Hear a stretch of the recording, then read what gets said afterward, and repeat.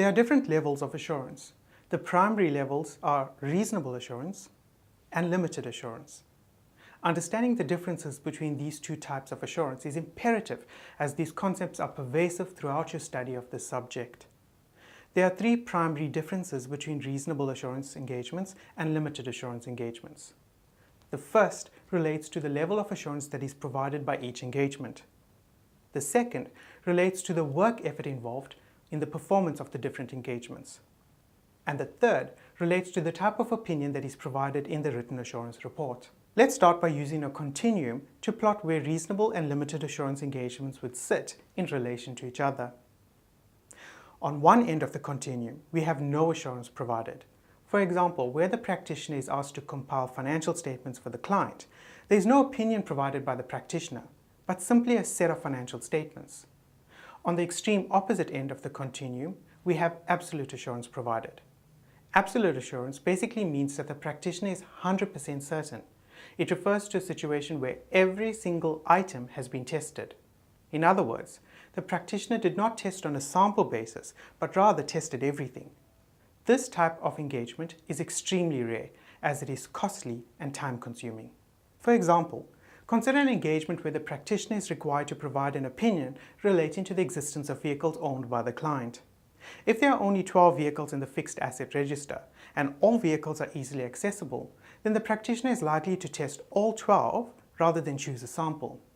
In this case, the practitioner would be providing absolute assurance relating to the existence of the vehicles. Limited assurance engagements is a low form of assurance. However, it is still an assurance engagement. That is, an opinion is provided by the practitioner relating to the subject matter, and users would be able to get some comfort over the correctness of the subject matter based on the opinion provided, albeit to a limited extent. A common example of a limited assurance engagement is a review engagement. Reasonable assurance engagements provide a high level of assurance. These engagements are closer to absolute assurance, but do not provide absolute assurance, since the practitioner tests item on a sample basis, then projects the results of the sample over the rest of the population.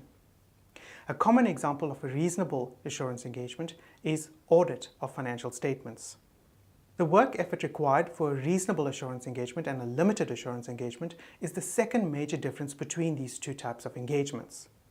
In a limited assurance engagement, the practitioner is required to obtain an understanding of the entity and the business by making general inquiries. The practitioner will also perform basic analytical procedures. These analytical procedures are not substantive in nature and do not generally require the practitioner to obtain corroborative evidence. In a reasonable assurance engagement, the practitioner will also be required to obtain an understanding of the entity and the business by making general inquiries. The practitioner will also perform analytical procedures, but unlike in a limited assurance engagement, the practitioner will be required to perform both basic as well as substantive analytical procedures. For example, in a limited assurance engagement, the practitioner would rely primarily on inquiry, whereas in a reasonable assurance engagement, the practitioner would be required to seek corroborative evidence. In other words, where basic comparative analytical procedures would suffice in a limited assurance engagement, a reasonable assurance engagement would require detailed predictive analytical procedures that can be referenced to corroborative evidence. That is, everything needs to be proven and referenced back to evidence that must form part of the engagement file. Further, a reasonable assurance engagement requires the practitioner to perform tests of control and substantive tests of detail. These are generally not required in a limited assurance engagement. The third major difference between a reasonable and limited assurance engagement is the type of opinion that is provided. In a reasonable assurance engagement, the practitioner expresses a positive form of opinion, while in a limited assurance engagement, the practitioner would express a negative opinion.